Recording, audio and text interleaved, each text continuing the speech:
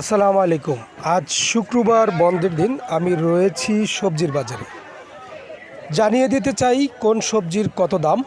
এখানে রয়েছে জালি কুমড়া ৬০ টাকা পিস, ক্ষীরা ৬০ টাকা কেজি, এখানে রয়েছে করল্লা ৮০ টাকা কেজি, বেগুন লম্বা গোল যে যেটাই নেন না কেন ৬০ টাকা থেকে ৫০ টাকা কেজি, সামনে রয়েছে টমেটো ২০ টাকা কেজি, গাজর ৩০ টাকা কেজি, এখানে রয়েছে লাউ পার পিস ৫০ থেকে ৬০ টাকা, কাঁচা পেঁপে ৪০ টাকা কেজি, বগুড়ার আলু ৩০ টাকা কেজি, এখানে রয়েছে বাঁধাকপি পার পিস ৩০ টাকা, ফুলকপি রয়েছে প্রতি পিস বিক্রি হচ্ছে ৩০ টাকা, জোড়া ৫০ টাকা।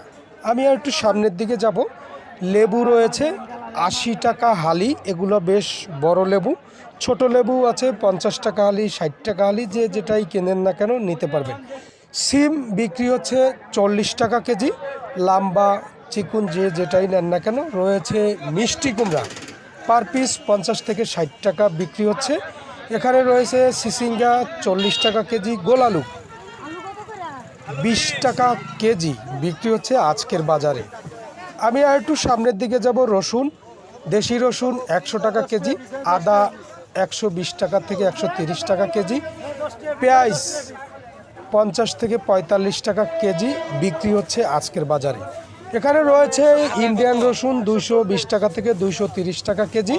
আরও আমি সামনের দিকে যাব কাঁচামরিচের বাজারে। প্রতি কেজি মরিচ বিক্রি হচ্ছে ৪০ টাকা থেকে ৬০ টাকা কেজি। আগের দামেই কিন্তু মরিচের বাজার দর রয়েছে। আমি আর বেশি কথা বলবো না।